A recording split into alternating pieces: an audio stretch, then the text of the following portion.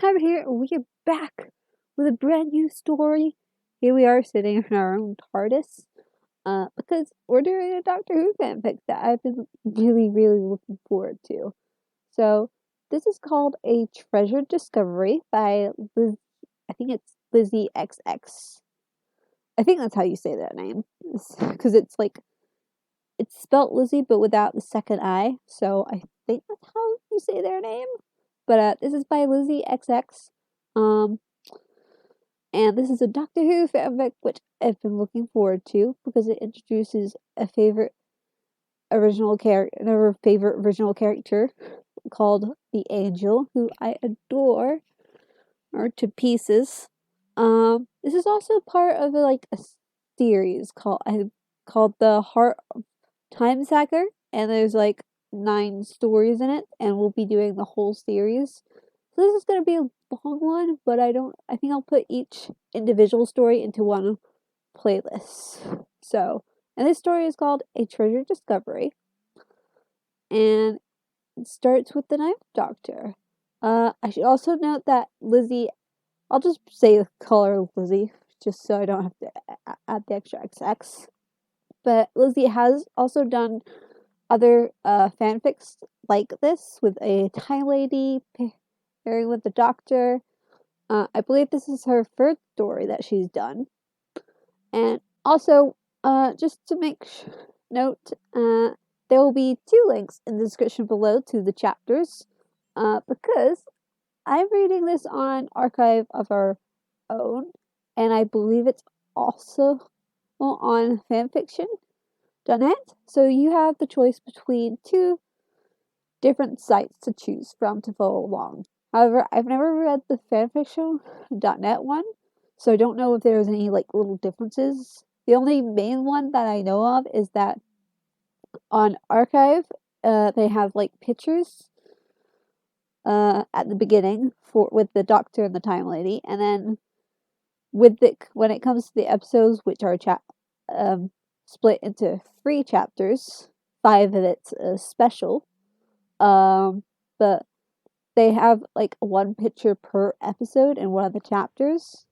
So, and also, Angel will be represented by a real life actor, many of which I don't know. It's only her most recent one.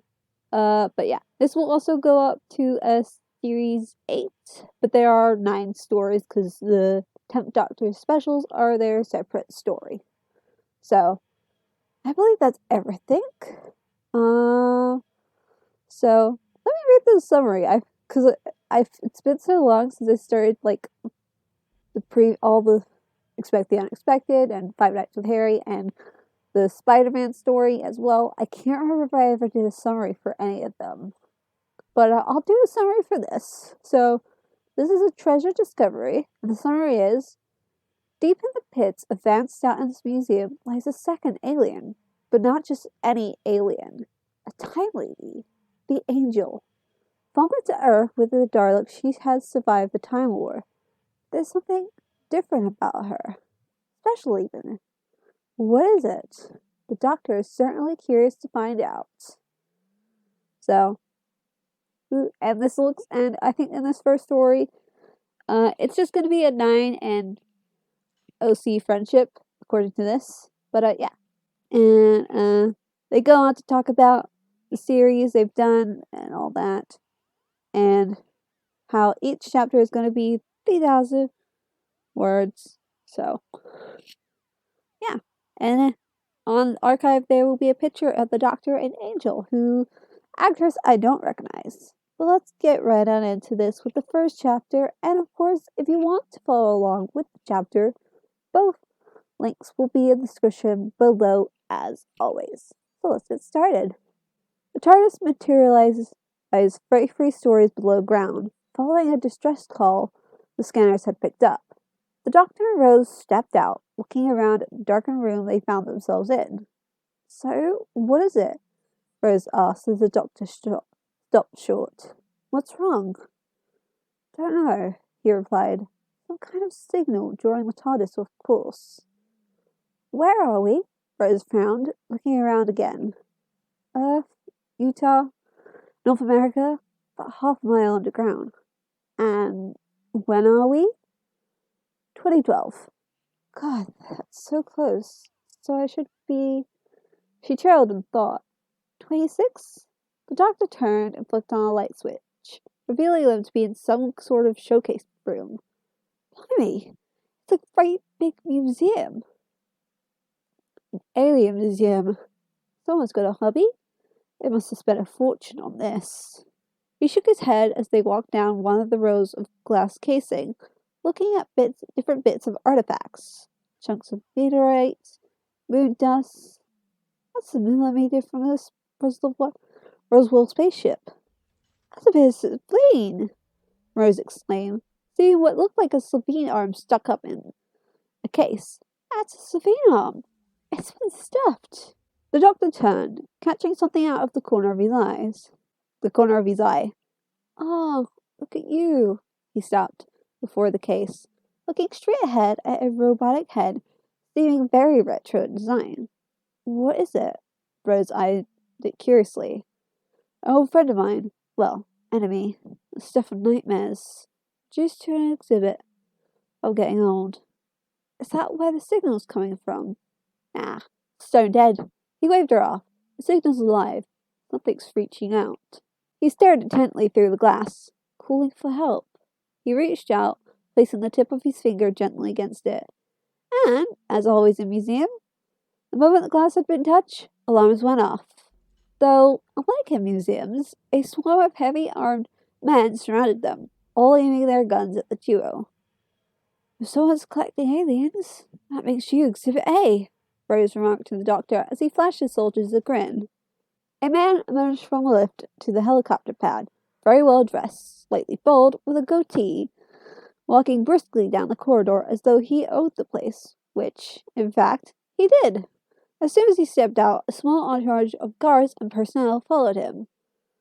On behalf of all of us, I want to wish you a very happy birthday, sir, a man said, rushing over to his side, and the president called to convey his personal best wishes. The president is 10 points down, he stated. I want to replace. The man frowned. I don't think that's very wise, sir. Thank you so much for your opinion. You're fired. He glanced back to the soldiers. Get rid of them. What? The man began, but the soldiers just pulled him back, dragged him off. Wipe his memory, put him on a road somewhere, he called back to them as he continued walking forward. Memphis, Metapolius, somewhere beginning with M. A rather tall, ginger woman quickly hastened to take the man's place at his side. So, the next president, what do you think? Republican or Democrat? Democrat, sir, she replied. For what reason? He stopped short, eyeing her. The woman tensed, knowing the wrong answer could end with her just like the last man. They're just so funny, sir. He looked at her intently.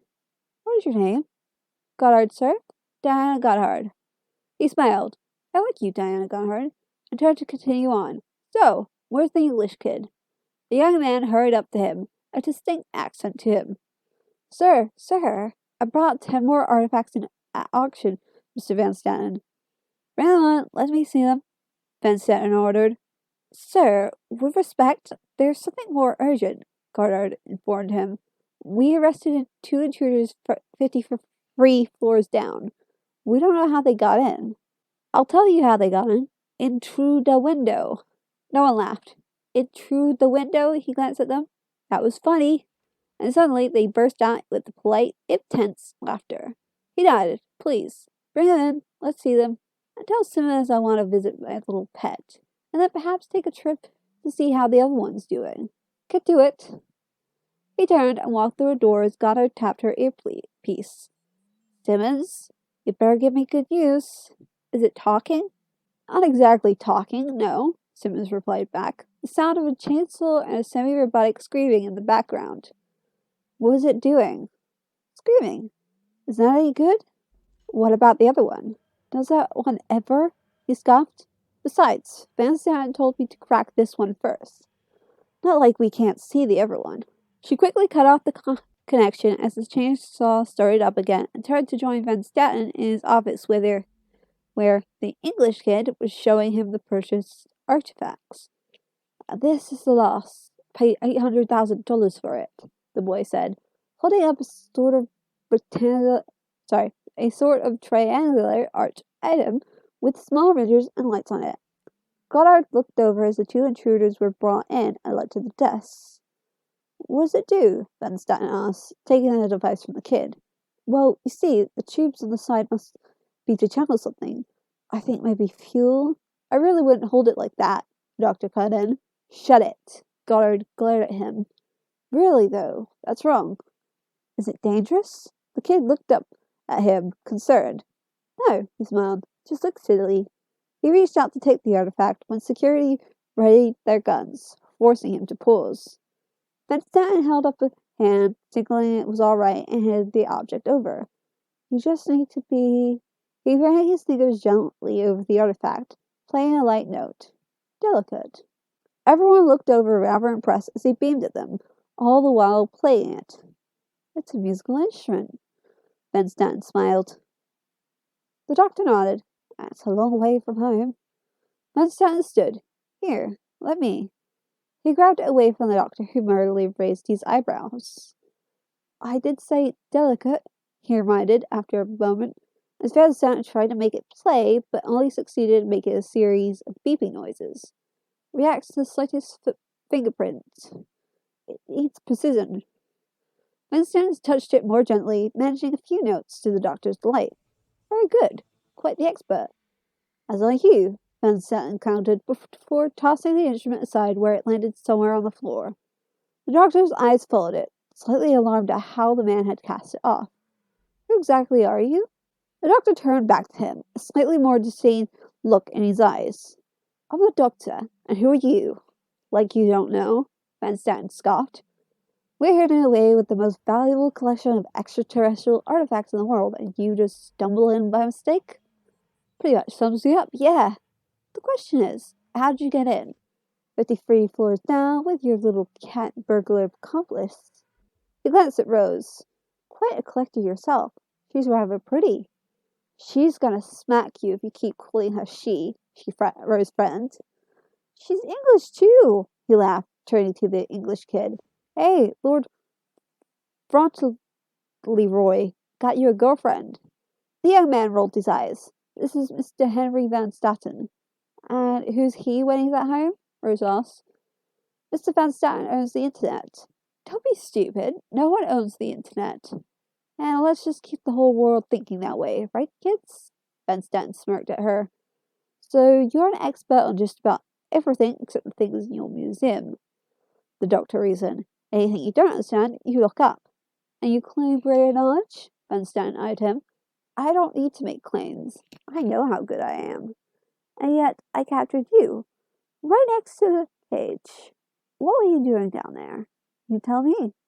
The cage contains one of my 2 living specimens. And what are they? Like you don't know, Van Staten scoffed. Show me, the doctor challenged. You want to see them? Blimey, you could spell the test throne, Rose remarked. Goddard, inform the cage, Van Staten ordered. We're heading down. Goddard nodded. You, English. He turned to the young man. Look after the girl. Canoodle or spoon or whatever it is you British do. You, doctor with no name. He turned and walked over to the lift.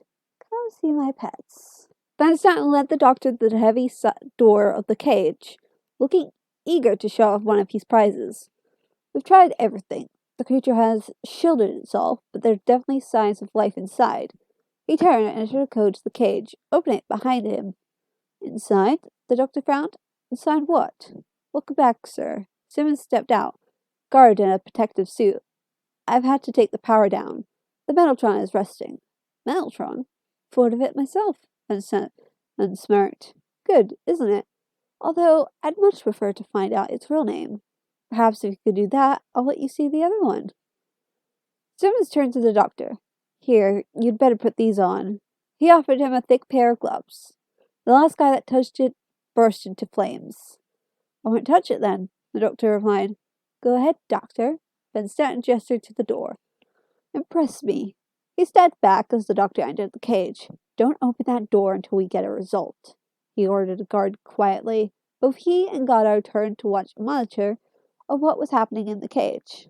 The doctor glanced back at the door as it shut before turning to look at some instruments Simmons had been using to torture the alien. He looked over and saw a faint blue light in the darkness. Look, I'm sorry about this. Mr. Van Statten might think he's clever, but never mind him. I've come to help. I'm the doctor. Doctor. The alien began, a raspy metallic voice echoing. The doctor's eyes widened in absolute shock. Possible. The doctor. The doctor could only watch in horror, his mouth open as the lights came on and found the alien illuminating his greatest enemy. Exterminate! Exterminate! Exterminate! The doctor turned and ran to the door, banging on it, desperate to escape the Dalek chained within. Let me out! Exterminate! Sir, it's gonna kill him! Goddard cried, as Van Statten refused to open the door. It's talking! He countered, gleeful. You are an enemy of the Daleks, it cried. You must be destroyed. It waved its laser arm around helplessly as the doctor's terrified expression faded into a huge grin. It's not working. The Dalek's eyes stalk looked down at its laser arm while the doctor laughed manically. Fantastic! Oh, fantastic! Powerless! Look at you, the great space dustbin. How does it feel? He lunged at the Dalek, who strained against the chains to back up. Keep back! The doctor looked straight into its eye stalk, just inches away from it. What for? What are you going to do to me? If you can't kill, then what are you good for, Dalek? What's the point of you? He stepped back and circled it, the Dalek following his progress with its eye stalk. You're nothing. What the hell are you here for? I am waiting for orders. What does that mean? He scoffed. I am a soldier. I was bred to receive orders. Well, you're never going to get any. Not ever. I demand orders. They're never going to come. Your race is dead. You will burn, all of you. 10 enemy ships on fire. The entire Dalek race wiped out in 1 second. You lie. I watched it happen. I made it happen. You destroyed us? The doctor blinked and walked away, turning his back on the Dalek. I had no choice, he said quietly. And what of the Time Lords? Dead. They burnt with you. The end of the last great Time War. Everyone lost. And the coward survived. Oh, and I caught your little signal, the doctor said mockingly. Help me, poor little thing. But there's no one else coming, because there's no one else left. The Dalek lowered its eye stalk. I am alone in the universe. The doctor smiled. Yep. So, are you? It looked up at him as his smile faded. We are the same. The doctor spun around angrily. We are not the same. I'm not. He stopped. No, wait. Maybe we are. You're right. Yeah. Okay.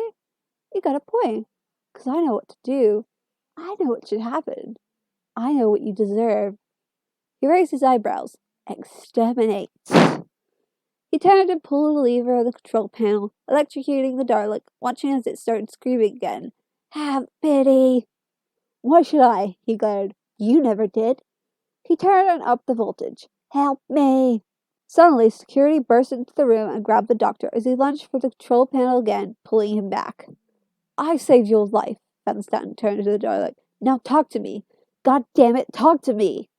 You've got to destroy it, the doctor shouted as he was dragged away. The longest in the universe, Van Statten continued, ignoring the doctor. Now I know your name. Dalek. Speak to me, Dalek. No reply. I am Henry Van Statten. Now recognize me. Still no reply. So he turned to Simmons. Make it talk again, Simmons. Simmons approached the Dalek, a dark smirk on his face. Whatever it takes. Rose looked around the messy workshop at him, or as Van Statten liked to call him, that English kid, barked in as he showed her around. Sorry about the mess, Adam apologized. Mr. Van Statten sort of lets me do my own thing, so long as I deliver the goods. He watched as Rose prodded a few things on a workbench before picking up an object. What do you think that is? He asked, handing it to her. A lump of metal? Rose asked. Yeah, Adam nodded, smiling. Yeah, but I think, well, I'm almost certain it's from the hull of a spaceship. Rose examined the lump of metal before placing it down carefully. The thing is, it's all true. Everything the United Nations tries to keep quiet, spaceships, aliens, visitors to Earth, they really exist. That's amazing, she breathed. I know, it sounds incredible. He nodded, sheepish. But I honestly believe that the whole universe is teeming with life. Oh, Godsmacked, yeah. She smiled at him. If only he knew. And you do what? Sit and catalog it. Best job in the world. He rolled his eyes. Imagine if you could get out there, travel amongst the stars and see it for real. Yeah, I'd give anything. He sighed. But I don't think it's ever going to happen. Not in our lifetimes. Well, you never know. She smirked to herself. What about all those people who say that they've been inside spaceships and things and talked to aliens? I think they're nutters. Yeah, me too. She laughed. She was one of them now. So, how'd you end up here?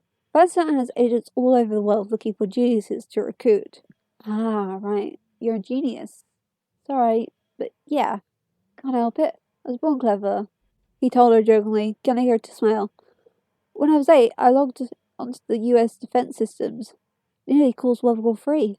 What? That's funny, is it? She turned to him with wide eyes, having nearly experienced a real World War III. Well, you should have been there, just to see them running about. Fantastic. You sound like the doctor. Are you and him? No, she said quickly. We're just friends. Adam nodded. Good. Rose smiled, a bit shy. Why is it good? Just is, he smiled back, both of them just holding the other's gaze for a moment. So, she looked around before turning to him. Wouldn't you rather be downstairs? I mean, you've got these bits of metal and stuff, but Mr. Van Statten's got a living creature down there. 2 of them. Yeah, well, I did ask, but he keeps it to himself. Although, if you're a genius, it doesn't take long to patch in on the comms system. Rose laughed. Let's have a look then. She turned to a computer and tapped in some keys. Rose observing over his shoulder as he worked. I tried to check out the second alien, but the security on that one is too good. Even I can't get through. But this one doesn't do much. It's weird. It's kind of useless. It's just this great big pepper pot. He stepped back so Rose could see the cage, where someone was approaching the Dalek, torturing it with one of the devices, and it screamed. It's being tortured, she gasped, alarmed. Where's the doctor? I don't know. Adam shook his head. Take me down there now. She turned and strode out of the room. One of the guards pushed the doctor into the lift with Van Stanton, Goddard, and a few other guards to be taken to another part of the facility. After what had happened with the Dalek, Van Stanton refused to show him the other alien. The metal's just battle armor, the doctor explained. The real Dalek creature's inside.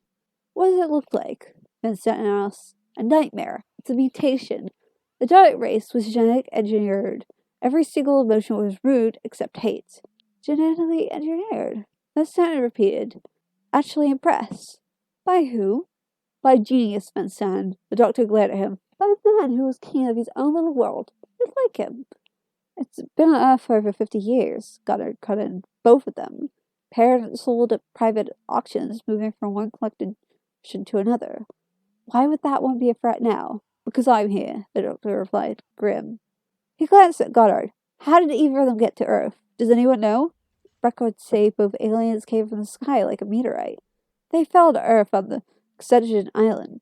The Dalek burnt in its crater for nearly 3 days before anyone could get near it, and all that time it was screaming. It must have gone insane. And the other one? Was found in the crater as well, Goddard shrugged. A few feet away from the Dalek, unconscious, to fallen through time, he muttered, his mind racing. Perhaps the other alien, the other Dalek, was in too much despair to be useful to Van Stan, and if its communicator had been destroyed, then the first Dalek wouldn't be able to speak to it. The only survivors. You talked about a war, Van Stan began. A time war, a final battle between my people and the Dalek race. But you survived too, the man eyed him. Not by choice, he muttered, not seeming to notice the look in Van Stanton's eyes. This means that those 2 aliens aren't the only ones on Earth, Doctor. There's you. Van Stanton grinned. The only one of your kind in existence. The lights of Van Stanton's examination room flashed on, illuminating the doctor who had been chained up to a rack and stripped of his shirt and jacket. Vincent stood behind an instrument, pointing it at the doctor. "Now smile!" he shouted as the instrument shot some sort of red beam over the doctor's torso, scanning him, causing him to moan in pain and grunts. An image of his ribcage appeared on a wall monitor, his 2 hearts beating rapidly within it. 2 hearts? Vincent frowned. Binary vascular substitute? He rolled his eyes, turning to Goddard. "He's not so special after all. He's just like the other one. And that's the end of the first chapter. We've got brief mentions of the other Time Lady, but it was only right there at the end that they were mentioned. Well, technically they don't know it's a Time Lord or Time Lady. It could be Time Lord, but we know it's a Time Lady because I read the description. But yeah, that's the end of the first chapter of A Treasure Discovery. I hope you enjoyed it. Go leave a comment or a review. I don't think you need an account for Archive. You don't need an account for Fanfiction, and I'm not sure if you need an account to respond to that. You can leave a kudos on Archive, though. You don't have to have an account for that. I don't know about the comments. I think you don't need an account for that either. So go. Leave a comment, review, respond, show them some love. Yeah, go do that. This is the end now. We've finished here. Go ahead, shoo, go. We're done. And yeah, I'll see you guys next Friday with a new video.